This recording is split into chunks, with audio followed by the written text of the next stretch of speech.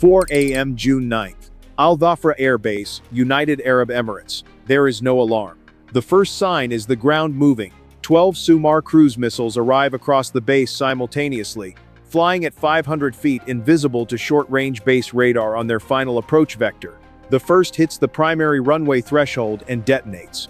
A crater 30 feet wide opens exactly where takeoff speed is reached. The second hits the auxiliary junction. 6 of the 12 are intercepted by Patriot batteries. The other 6 land with a precision that took Iran 4 months to calculate. Within 4 minutes, both runways at the largest U.S. airbase in the Middle East are unusable. 22 F-35A Lightning, 2 stealth fighters, armed, fueled pilots already strapped in and waiting for clearance, sit behind hardened shelter doors. They cannot exit. The most advanced tactical aircraft on the planet cannot reach takeoff speed on asphalt that no longer exists. The most expensive air force in history is trapped on the ground by 12 missiles that cost less than a single AMRAAM.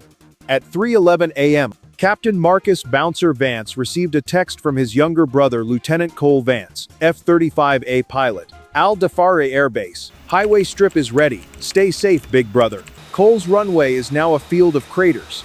Cole's aircraft is going nowhere.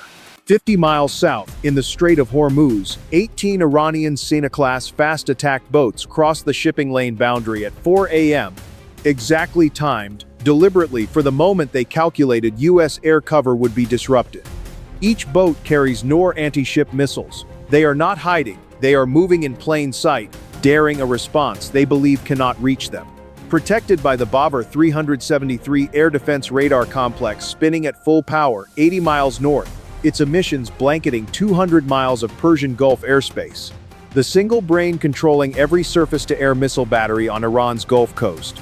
If the Dhafra 373 stands, the strait closes. Cole's squadron stays trapped. The carrier strike group 200 miles south loses its air corridor. And tonight becomes a very different kind of night. Can you imagine sitting in that F-35 cockpit right now, fully armed, fully fueled, ready, watching smoke rise from the runway outside your shelter door? Not in a simulator, not in a briefing, actually there, with everything you need except the floor beneath you? Please note, this scenario is entirely hypothetical, created for military history education and entertainment. All weapons systems are based on publicly available information. The F-35s are trapped, the strait is closing, and the aircraft Iran forgot to plan for is already at the end of a coastal highway, engines running, drop a 1 inch to keep going, or a 2 inches to stop here. 3:30 a.m. 90 minutes earlier, 2 A-10G Growler electronic warfare jets reached their orbit above the Gulf at 30,000 feet and went active in silence. They are not transmitting noise, they are transmitting theater. 40 ADM-160 SEMAL decoys, jet-powered drones the size of surfboards, each one programmed to fly the exact radar signature of an inbound AGM-158 JASSM-ER cruise missile, deploy simultaneously from F/A-18E Super Hornets orbiting 80 miles offshore, to the Dhafra 373 operators at Bandar Abbas. The screens erupt with 40 simultaneous inbound contacts. Their doctrine requires immediate engagement. 42 Sayed-4 interceptors leave their rails in 90 seconds. Every one detonates in empty air. The decoys were not weapons, they were bait. And the Dhafra 373, transmitting at maximum power for 6 straight minutes, trying to resolve 40 ghost contacts, broadcast its exact GPS location to the Growler's passive sensors with every single pulse. The Iranians screamed their position into the dark. Someone was listening. 250 miles west, a B-1B Lancer releases 3 JASSM-ER cruise missiles from altitude and turns home. The B-1B never crosses into Iranian airspace. It shoots from the parking lot and hits the front door. The JASSM-ERs fly low and silent, no radar emissions, no radio traffic, and in their passive seeker heads, the Dhafra 373's own radar beam is acting as a lighthouse, guiding each missile to the exact antenna that generated it. Pre-positioned Switchblade 600 loitering munitions launched from the back of a van 2 miles from the radar complex arrive first. The first hits the cooling intake. The second impacts the phase array antenna face. The third kills the backup generator. The Dhafra 373 antenna seizes mid-rotation. Its motors grinding against destroyed bearings with a sound the base crew will describe as a machine dying. The lead JASSM-ER, its radar beam reference suddenly gone, switches to terminal infrared, locks the heat signature of the dying radar van still glowing from 6 minutes at maximum output and closes. The $400 million radar network that was supposed to make the strait untouchable is a crater at 4:09 a.m. Secondary explosions from remaining interceptor missiles cooking off in their launch tubes roll across Bandar Abbas for 11 seconds. 18 Iranian fast attack boats in the Strait of Hormuz just lost their air defense umbrella. They don't know it yet. 4:14 a.m. UAE Coastal Highway. The aircraft Captain Marcus Bouncer Vance is pushing to full thrust is not what Iran planned to see. The A-10C Thunderbolt II has been in service since 1977. It carries no radar-absorbing skin. It is not supersonic. On an Iranian radar display, it shows up as a slow, broad-shouldered return that any modern surface-to-air battery could theoretically kill. Marcus knows all of this.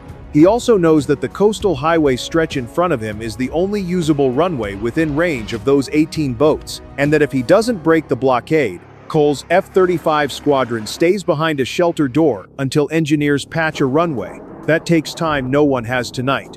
The A-10's engines are mounted high on the fuselage to ingest nothing from damaged or improvised surfaces. This is the one aircraft in the US inventory that was designed to operate from exactly this kind of strip. The wheels leave the asphalt at 4:14 a.m. with 600 feet to spare. Marcus breathes out through clenched teeth and drops to 300 feet over the Gulf, heading south. A P-8 or Poseidon orbiting 40 miles out feeds him the picture. 18 Sina-class boats threading the strait. Norrail's hot, confident they are still protected. They are not. The first AGM-65F Maverick drops from the wing at 4:22 a.m. from 4 miles. The infrared seeker locks the lead boat's engine exhaust. The fiberglass hull disintegrates on impact. The second Maverick kills the command boat. Marcus switches to APKWS laser-guided rockets. Precision guidance kits bolted onto Cold War-era unguided rockets. A $25,000 modification that turns a dumb tube into a surgical instrument. 4 boats destroyed in 70 seconds. Then the ZSU-23 opens fire. A radar-guided 23mm anti-aircraft cannon on the deck of the largest remaining Sina boat has been tracking the A-10 since it crossed the 3-mile mark. The first burst misses low, the second walks up the aircraft's right side. 323mm fragmentation rounds hit the right engine nacelle.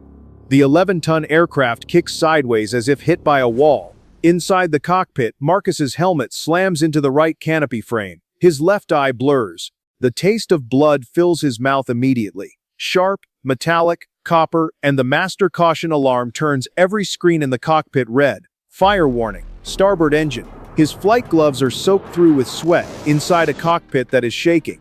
The right TF-34 turbofan drops to 40% output, compressor blades damaged. The fire warning clears in 4 seconds. No fire. But the right engine is degraded and getting worse. The aircraft yaws right. Marcus corrects. He is flying a 50-year-old aircraft on one damaged engine over open water, with an Iranian gun still tracking him, and 14 boats still alive in the strait below. He has every right to pull the ejection handle right now. On the mission display, 200 miles north, the ground track marker for Al Dhafra blinks. Marcus doesn't need to look at it. He knows what it means. Cole sent that text 6 hours ago, "Stay safe, big brother," and Marcus has been in the air since 3:42 a.m., flying toward the one engagement that gives Cole's squadron a shot at getting back into the fight. If the remaining boats hold the strait, the carrier strike group to the south loses its air corridor. Cole's squadron stays trapped behind a shelter door. Cole stays trapped. Marcus silences the master caution alarm with the back of his gloved hand. He swallows the blood. He rolls left, pushes the surviving engine to full military power, and keys his radio. Thunder 1. Starboard engine is down, hydraulics dropping pressure, I'm bleeding, control. But guns are up, I'm turning back in. The controller's voice comes immediately. Thunder 1. You are authorized to divert, declaring emergency. Marcus is already in the turn. The GAU-8 Avenger, 30mm rotary cannon, so massive that the entire forward fuselage of the A-10 was engineered around it, spins to 3,900 rounds per minute. Marcus holds the trigger for 8 seconds. The burst walks across the remaining formation. The 30mm rounds do not ricochet off fiberglass hulls. They pass through both sides of each boat as if the hull is not there. 5 boats destroyed. The final 3 turn north and run at full throttle. The Strait of Hormuz is open. At 4:39 a.m., Marcus makes a single-engine approach to the highway strip. Landing gear deploys on the emergency cable. The aircraft touches down hard. He absorbs the impact through his spine and rolls off the asphalt into the dirt with 200 feet to spare. A ground crew is already moving toward him. Fragment damage to the right engine is contained to the outer cowling, inner core intact. The right engine restarts at 4:51 a.m. Marcus stays in the cockpit. The A-10 missile battery that has been tracking the highway strip fires 2 rounds at 4:54 a.m. 3 minutes after Marcus is already airborne again. He locates the battery by its launch flame on his targeting pod. 8 APKWS rockets find the launcher and the command vehicle. The bridge they pulled beneath collapses on the wreckage. The crew that spent 4 months hunting this strip is gone in under 2 minutes. Cole Vance's runway at Dhafra is cleared by engineers at 6:17 a.m. The F-35 squadron is airborne by 7:04. Before you go, one thing about the A-10 Thunderbolt II that almost nobody talks about. The 200-pound titanium shell around Marcus Vance's cockpit is not armor that was added to the aircraft. It is the structure of the aircraft. Engineers call it the bathtub. It was not designed to prevent Marcus from being hit. It was designed to guarantee that Marcus survives being hit and can still complete the mission. Every other combat aircraft in U.S. service was designed around avoidance, radar-absorbing skin, standoff range, supersonic escape. The A-10 was designed around the opposite premise: in close air support, you will be hit. The question its engineers answered was not how to prevent the hit. It was what the aircraft can still do after the hit lands. Marcus took 23 mm fragmentation to the right engine, tasted blood, flew 9 more minutes of combat on a degraded aircraft, landed on a road, rearmed, and came back. The enemy that shot him is scrap metal under a collapsed bridge. The strait is open. Cole's squadron is in the air. Iran built their blockade around what the United States would launch. They forgot to plan for what the United States refuses to ground. The aircraft that broke their blockade was designed when Iran was called Persia. Its airframe was drawn by engineers using slide rules. Tonight it was the only aircraft in the theater that could take off from a road, absorb a hit, land in the dirt, and go back for more. The Pentagon has been trying to retire it for 30 years. Tonight it proved, again, that the right question in war is never what the aircraft was built for. It is what the aircraft refuses to stop doing. Marcus could have ejected. Every protocol authorized it. He didn't. Where exactly is the line between that decision and something too reckless to call courage? Drop your answer in the comments. And the question no defense budget debate answers cleanly. The aircraft that broke the blockade tonight was older than the war it just fought. What does that tell you about what modern actually means when the shooting starts? Let us know below.